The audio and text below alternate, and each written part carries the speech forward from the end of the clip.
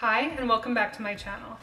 This is one of my chickens, a leghorn named Sarah Connor. She's a special needs chicken. Unfortunately, she became blind due to an injury, so in this video, I'm gonna go ahead and make her a special needs chicken coop where she can live independently. Right now, she's living in my basement, and I'm pretty sure that she's ready to be back outdoors. I'm gonna go into this project without any concrete building plans, and I'm just gonna freestyle it start to finish. Let's get into it.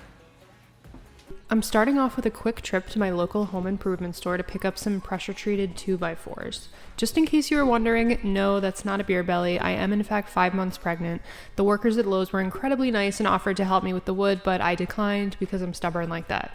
And I also had to ask myself, what would Sarah Connor do? She'd probably be too busy doing chin-ups or something like that to even do a project like this, but I digress.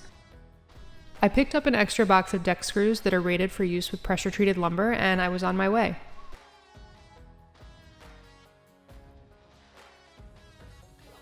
Back at the shop, I've laid out two 8-foot-long 2x4s that will serve as the top and bottom plates of one of the coop walls. I want the plates to be 26 inches apart on the first wall, so I'm going to have to cut spacers to use as guides. These guides will also serve as an integral part of the design and structure later on in the project.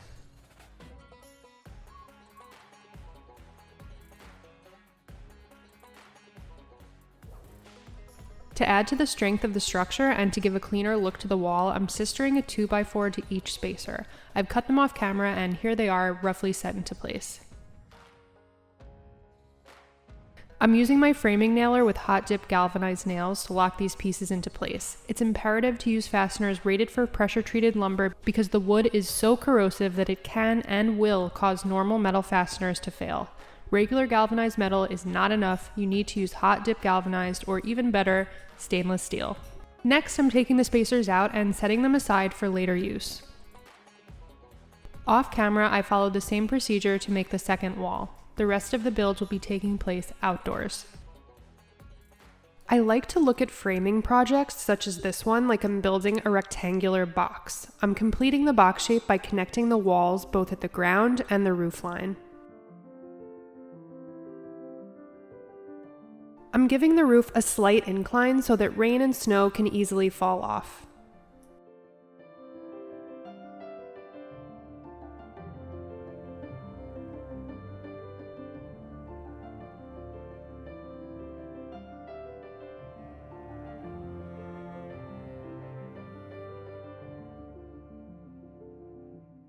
Lastly, I'm placing one support beam in the middle. This line creates two distinct areas to the structure, the coop and the pen.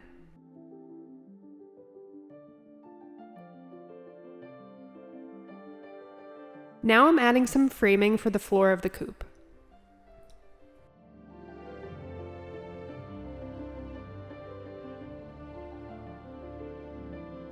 Next, I'm measuring this area so I can cut down some scrap pieces of plywood for the floor.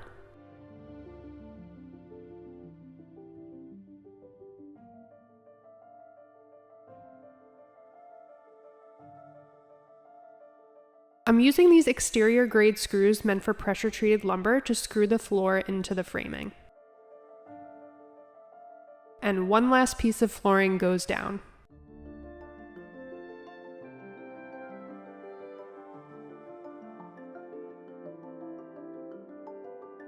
I'm grabbing a couple of those spacer 2x4s from the beginning of the video and installing them only around the area of the coop, not the rest of the pen.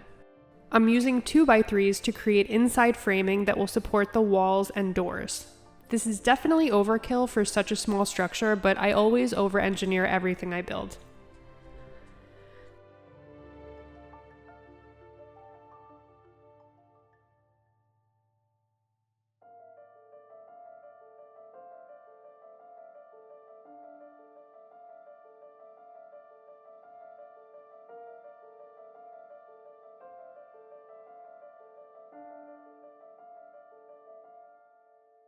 This area will be the opening for the coop door, and this area will be solid wall.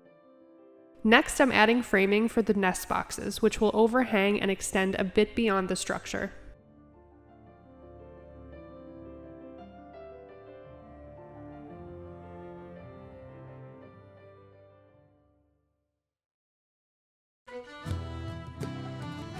Now we get to add the walls. I have so much scrap plywood laying around and I'm glad I can use it instead of buying new. And it's a great way to really clean out the shop.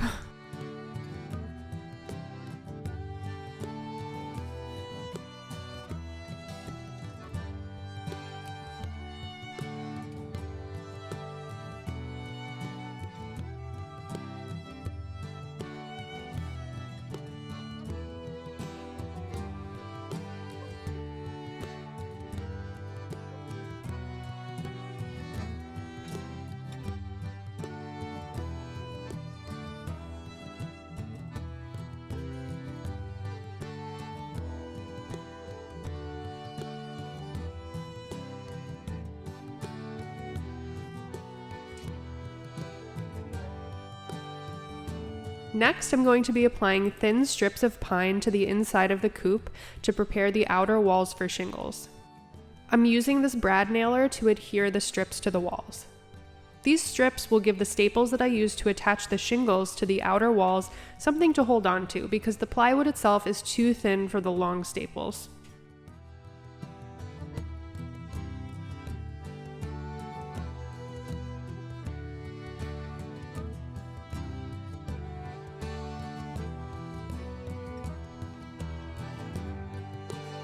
Next, I'm adding some detailing to the outside walls of the coop as both a decoration and to create a seal from moisture along the corners. Cedar is a super water and weather resistant wood, so it requires no special sealing from the elements and will not rot.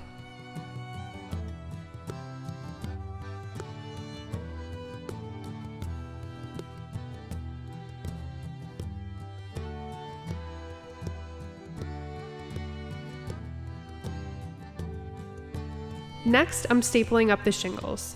I make sure to space them pretty close together so I don't see any of the plywood underneath. These are decorative as well as functional. They keep moisture out of the underlying plywood. If this was a larger structure, I would have put tar paper or some other moisture barrier underneath, but it would have added too much time to the build, so I just went ahead with the shingles directly.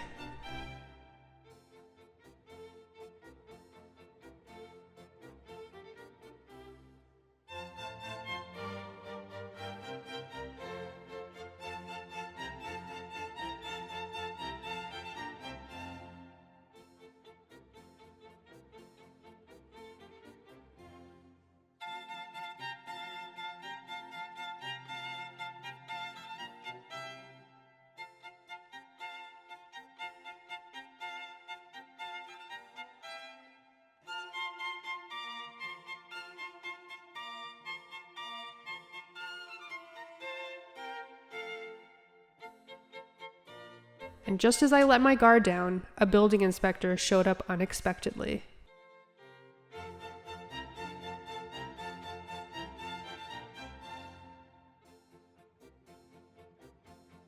This is Dorothy, and if you're wondering why she's wearing those red blinders on her face, it's because she's incredibly aggressive to other chickens, and this device keeps her from raging at the others. Sort of. Next, I'm adding some hardware like hinges and handles to the nest box area. I will access the eggs through a hinged roof on the boxes.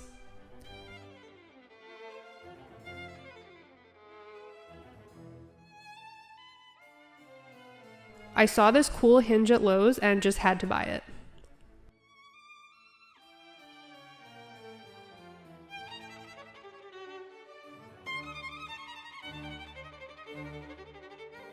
This safety hasp will keep the nest box door locked. Adding a locking mechanism to the coop doors is mainly to keep raccoons out since they're really smart and can open non-locking latches.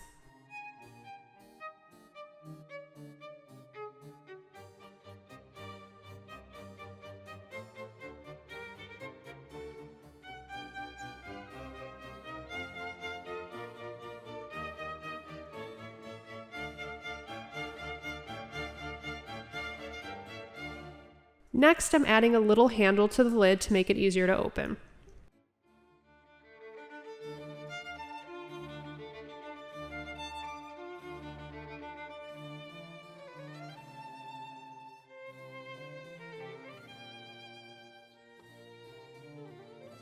The screws I used were too long, so I'll be grinding these off later on. Now I get to make the coop door, lucky me.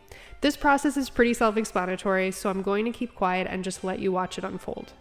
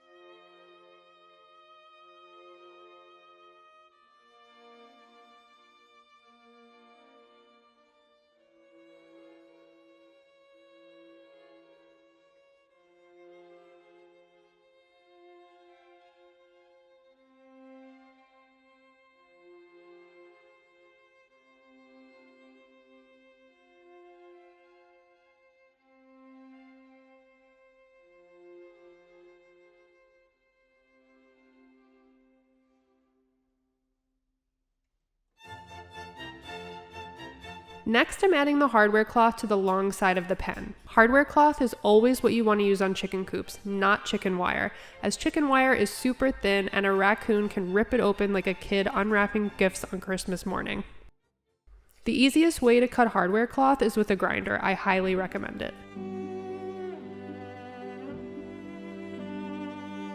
Next, I staple it onto the frame and replace those 2x4 spacers from the beginning of the video as a finishing touch.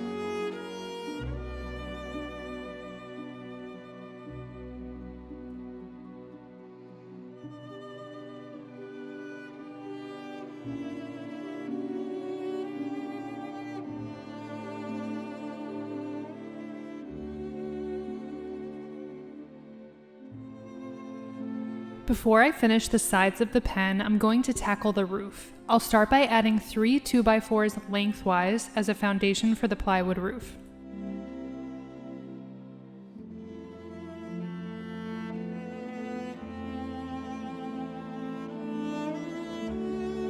Next, I'm laying out the plywood and screwing it into the 2x4s.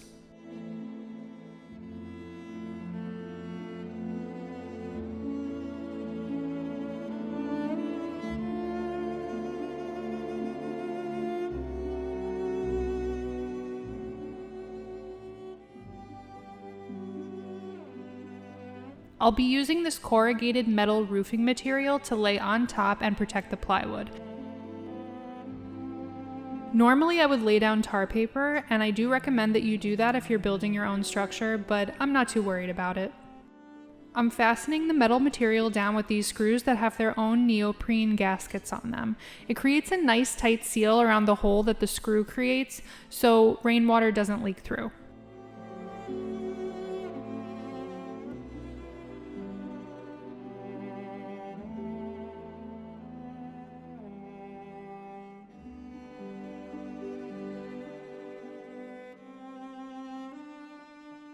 I'm almost done. Off camera, I lay down all-purpose sand as a substrate for the coop to help with the drainage and a hanging feeder and drinker for Sarah. I'm crossing my fingers that she can learn how to navigate the pen. I'm using cedar to create the doors because it's so lightweight and matches the rest of the coop. I start by creating a frame for each door.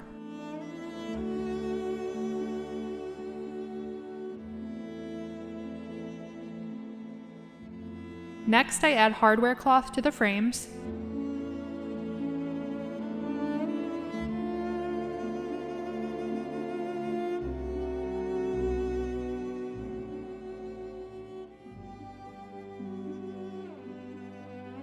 And then I put these little spacers in just like I did with the rest of the structure for aesthetics and strength.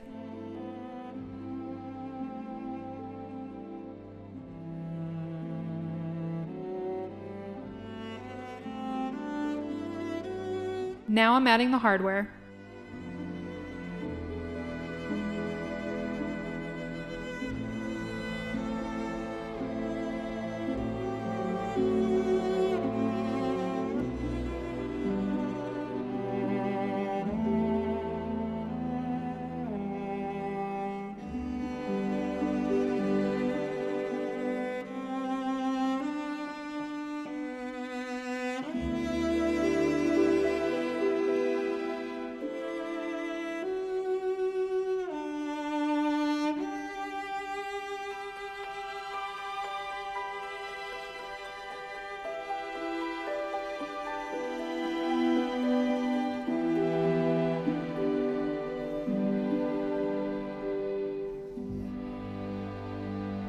Thank you so much for watching this video. I hope it helped anyone out there who's looking to tackle a project like this and didn't really know where to begin. If you're interested in watching woodworking and other handmade projects, go ahead and subscribe to my channel. And if you like what you saw, smash that like button and comment below with any comments or questions on the build, or if you have any questions about chicken keeping. And for anyone wondering, Sarah managed to find her food and water almost immediately, and she's living her best life and lounging in the sun all day.